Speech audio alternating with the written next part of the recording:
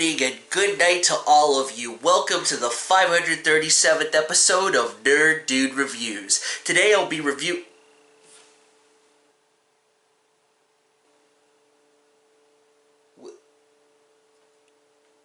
What are you doing there? Why are you reviewing this movie? Well, I'm reviewing it because it deserves to be talked about. But this movie is perfect. There's absolutely nothing wrong with it. Well, that's why you need to review it, because there's people like you out there who keep talking about this movie and giving it credit when it really doesn't deserve it. Wrong! Well, I'm sure you've already guessed it, but today we're talking about Isle of Dogs. Isle of Dogs is a stop-motion animated science fiction comedy drama film written, produced, and directed by Wes Anderson. It was released in theaters on March 23, 2018, set in a dystopian near-future Japan. The story follows a pack of banished dogs led by street dog chief Bryan Cranston, who helps a young boy named Atari Koyu Rankin search for his own dog after the species is banished to an island following the outbreak of a canine flu. The film did okay at the box office with $64.2 million. That's pretty good, but it's not much compared to Avengers Endgame or Toy Story 2. While the film has a lot of folks hailing it as a great and all-powerful good film, it really seems like to me it's being hyped up, especially with a name like Isle of Dogs. Oh yeah, I get it, because it's a pun on I love dogs.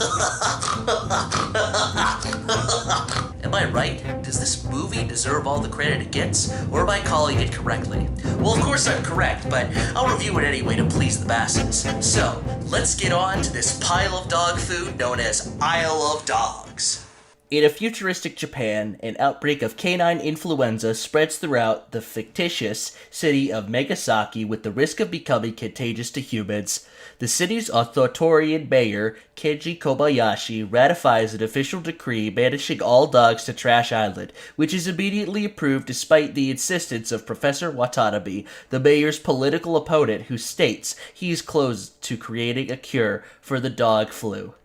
Well, you know what they say about work always gets in the way of your pets. Oh, shut up, Robo Sparky. The first canine deported from the city is a white and black spotted dog named Spots Kobayashi, who served as the bodyguard dog of a 12-year-old orphan, Atari Kobayashi, the mayor's distant nephew and ward. Oh yeah, Ward. I have plenty of those on my back. 6 months later, Atari hijacks a plane and flies into Trash Island, now nicknamed Isle of Dogs, to search for Spots. After crash landing, Atari is rescued by a dog pack led by an all-black canine named Chief, a lifelong stray. With their help, Atari first finds a locked cage that presumably contains Spots' skeleton, but learns that it is not him. I gotta say, hitting you with the old bait and switch is really cheap. I mean, especially this early on. I mean, come on, how unoriginal can you be? And I mean, do these directors really expect us to think that we're gonna find this dog's skeleton so early on in the movie? Yeah, okay, buddy. They then fend off a rescue team sent by Mayor Kobayashi to retrieve Atari. Atari decides to continue his search for Spots, and the pack decides to help him, but Chief declines because of his refusal to have a human master.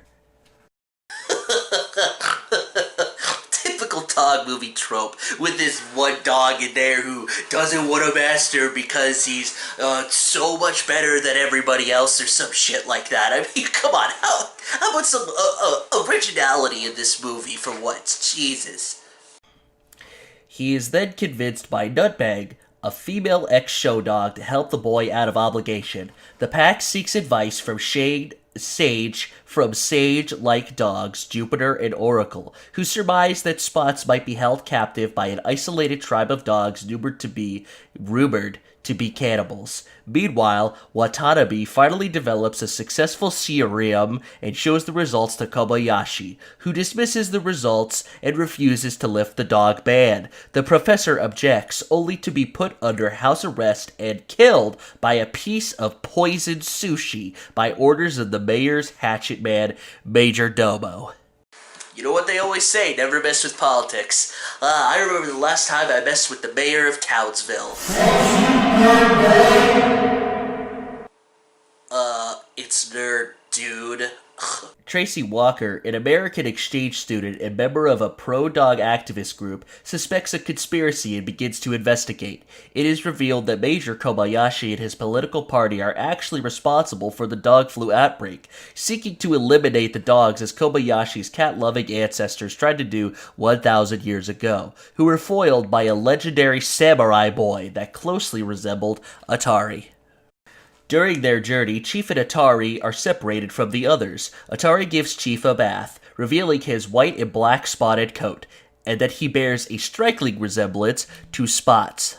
Now see, this is what I'm talking about. Are you trying to tell me that this little 12-year-old boy, who just so happened to be scrubbing this dog, thinks that this dog is his dog? I mean, how can he not recognize his own dog, for gosh's sake? I mean, come on, you're telling me that this fucking kid, this little 12-year-old kid, is sitting here looking at this dog and thinking, oh yeah, it's not my dog, but when it clearly is, I mean, he can hear them, right? That's why they're talking, and when he responds, he can hear them. So how does he not remember his own dog's voice? See, this is what I'm talking about. This movie is so stupid. Oh, come on. It's not that bad.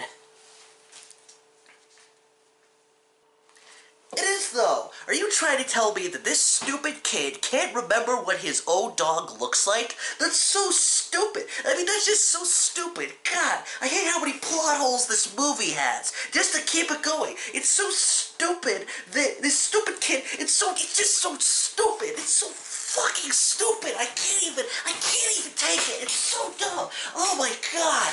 Oh, this is such horseshit. You could even sit here and watch this movie with this kid as he's sitting there rubbing this dog and not figuring out that it's his own stupid fucking dog. God damn it, that's so dumb.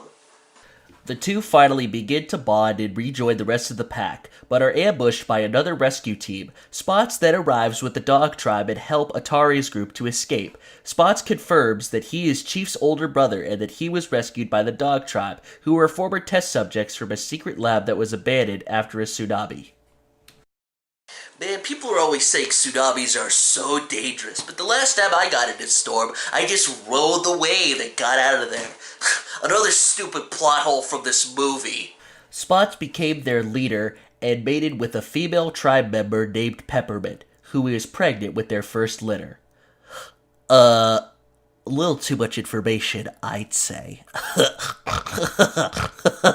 I hate how many plot holes this movie has, just to keep it going. I mean, God, it's so annoying. If this kid found out early enough that that was his dog, then I would be sitting here reviewing this movie, wasting my goddamn time. This movie is mega ass. Because of these circumstances, Spots requests for Atari to transfer his protection duties to Chief. Both Atari and Chief accept, and Owl later brings word that Kobayashi has rounded up all the exiled dogs and plans to exterminate them with poison gas. Now what the fuck? Where did this stupid fucking goddamn owl come from? This fucking movie making up characters on the spot again! How many times am I gonna have to sit here and see another character walk in that wasn't introduced prior to this? God damn it, it's so dumb! God! Tracy confronts Watanabe's closest colleague, Yoko Ono, who confirms Tracy's conspiracy theories and gives her the last vial of the serum.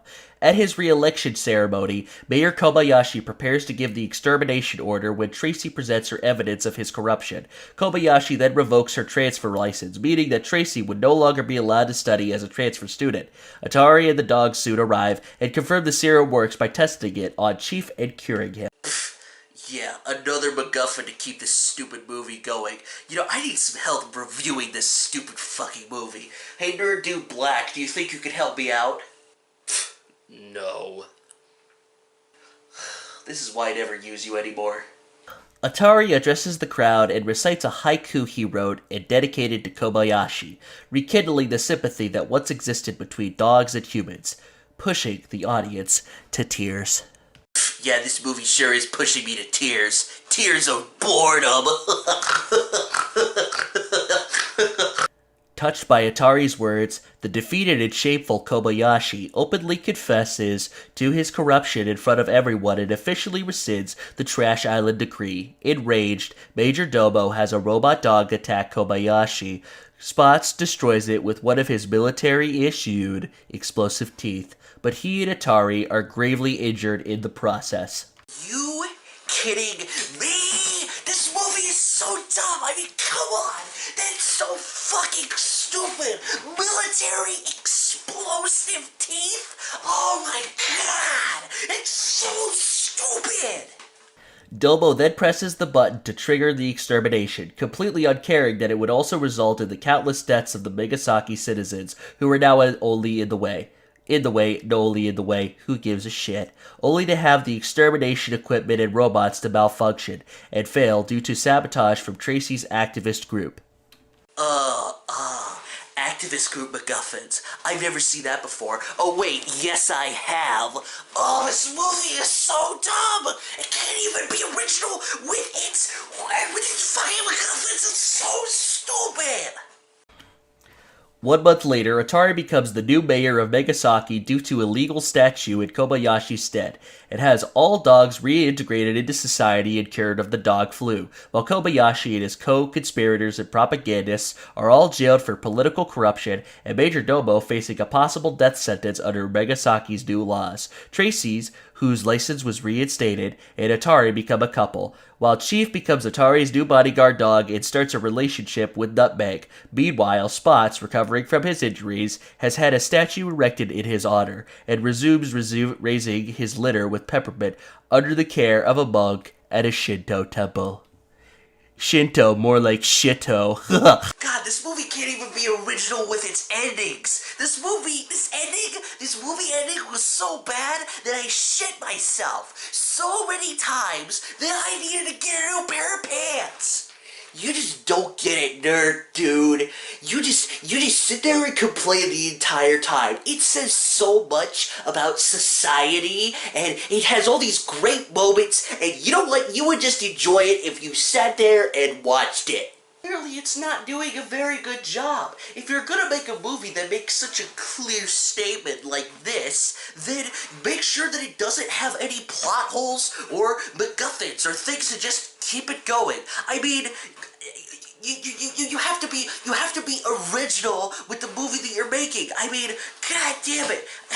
It's so dumb. Oh, this movie was so dumb. It's nothing like, you know what? If it's gonna be a good movie, then it needs to take things from good movies like, oh, I don't know, Avengers or Toy Story or Suicide Squad. All those movies have something original to them, and this movie doesn't have anything original to it. So what did I learn from this movie? Nothing. Because it's just so bad. You know what, nerd dude? You don't know what you're talking about. I'm gonna comment bomb and report your video for being against terms of fair use, and I'm gonna give your video a thumbs down.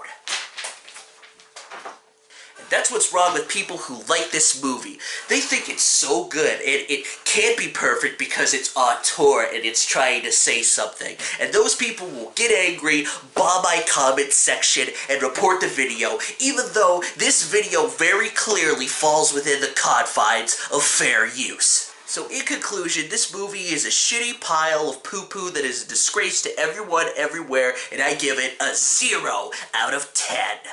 This movie is so bad that I shit myself while I was in theaters watching this. I watched this when it came out in theaters, and you know what? I was sitting there watching the commercials, and the intro to the movie was so bad that I was sitting there watching it, I got up and left before it even finished. That was that bad. And the movie was so bad that I've never even seen it. That's right, this movie was so bad that I have never even seen this movie. Good morning, good night, and good evening to everyone everywhere. I'm in Nerd Dude Reviews, and Isle of Dogs is a pile of shit.